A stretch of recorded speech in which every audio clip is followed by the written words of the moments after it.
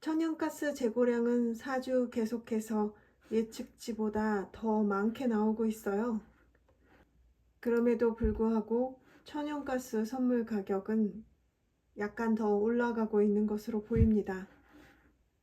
차트로 봐서는 얼마 전과 달리 당분간 더 올라갈 수도 있어 보이네요. 유가도 지난주와는 다르게 소폭이지만 오르고 있는 모습을 보이고 있습니다. 4개월 내 최고치를 기록한 천연가스라는 제목으로 시작하네요. 오늘도 조금 더 올랐죠. 이 시비에서 에너지 원자재에 영향을 미치는 요소 중 하나인 금리가 동결로 결정났네요. 참고로 ECB는 유럽 중앙은행인데요. 요즘 세계는 시간차가 좀 있더라도 크게 보면 비슷한 방향으로 움직이기 때문에 유념해 둬야겠죠. 아무튼 사람들의 기대보다는 더디게 금리 인하가 이루어지는 느낌이죠. 이건 우리나라도 마찬가지입니다. 유가의 향방은 현재 좀 애매한 상태로 보여요. 일단 연준은 유럽과 달리 금리 인하를 결정했고 미중 회담도 어느 정도 경제 회복을 기대하는 결과치가 나왔지만 여전한 미국과 오펙 플러스 등의 공급 과잉 이슈로 서로 상쇄되었다고 하네요. 그리고 미중 회담에 대한 결과도 좀 불안하게 바라보는 시각도 있는 것 같아요. 여기에 좀 특이한 뉴스가 하나 있었는데요. 러시아 2위 석유 기업 루코일을 스위스 원자재 트레이더 건보르가 맞겠죠. 아무튼 건보르라는 기업이 미국 재무부 승인하에 이 루코일을 인수하기로 했다고 하는데요. 이는 러시아 에너지 기업의 글로벌 철수 가속화를 상징한다고 합니다. 그렇지만 건보르 기업 자체가 칠러 기업으로 보이는 상황이어서 진정성은 의심받고 있다고 하네요. 여기서 제가 주목하는 이유는 건보르가 인수함으로써 제재 대상에서 벗어나는 게 아닌가 싶어서입니다. 그렇다면 석유 가격 인하 요인이 아닐까 싶어서요. 전 세계 원유 생산의 2%나 차지하는 기업이었다고 하니까요.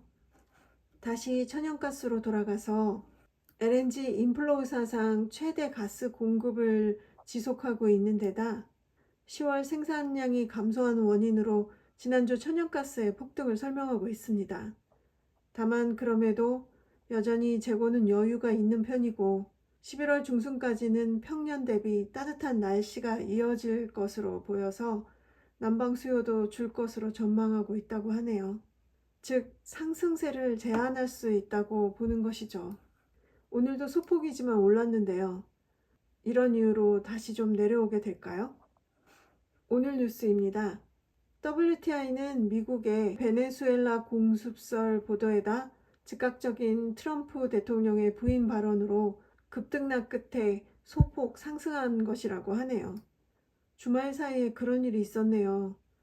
하지만 여러 주변 상황을 봐서는 공격할 가능성을 적게 보는 것 같기도 하지만 모를 일이겠죠. 아무튼 전쟁 이슈만 아니라면 전반적인 추세는 지속될 것으로 보이는 공급 증가 전망이 하락으로 압박을 주는 모습입니다. 이런 와중에 오펙 플러스는 2026년 1월에서 3월 사이에 추가 증산을 중단하기로 결정했다고 합니다. 이런 영향으로 소폭 유가가 오른 이유도 있을 것 같네요. 그런데 이 중단이 일시적일 것으로 보이기도 해요. 거기에다 당장의 중단도 아니고 2달 뒤에 감산이기 때문에 그 사이에 어떤 변화가 있을지도 모를 일이라고 하네요. 그런 이유로 11월 30일 예정된 오펙 플러스 회의에서 2026년 하반기 감산 유지를 할지 여부를 주목하고 있다고 합니다. 이때쯤이면 공급 이슈로 인한 방향성을 좀 더 명확히 판단해 볼 수 있겠다는 생각이 드네요. 저의 개인적인 판단으로는 서서히 하향으로 지속하지 않을까 하는 생각입니다. 큰 흐름으로는 석유 수요가 다른 대체 에너지들로 인해 수요가 줄어들고 있다고 보여지기 때문인데요. 물론 중간에 급등락은 있겠지만요.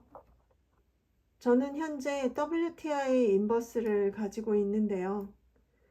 만약에 좀 더 오른다면 상황을 봐서 당분간은 계속해서 조금씩 사서 모을 생각입니다.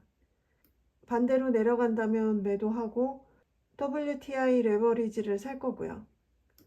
그리고 현재 보유하고 있는 천연가스 레버리지는 18% 정도 수익 구간인데요. 특별히 크게 꺾이는 모습을 보이지 않는 한 계속 보유해 볼 생각입니다. 아직 겨울 시작도 안 했으니까요.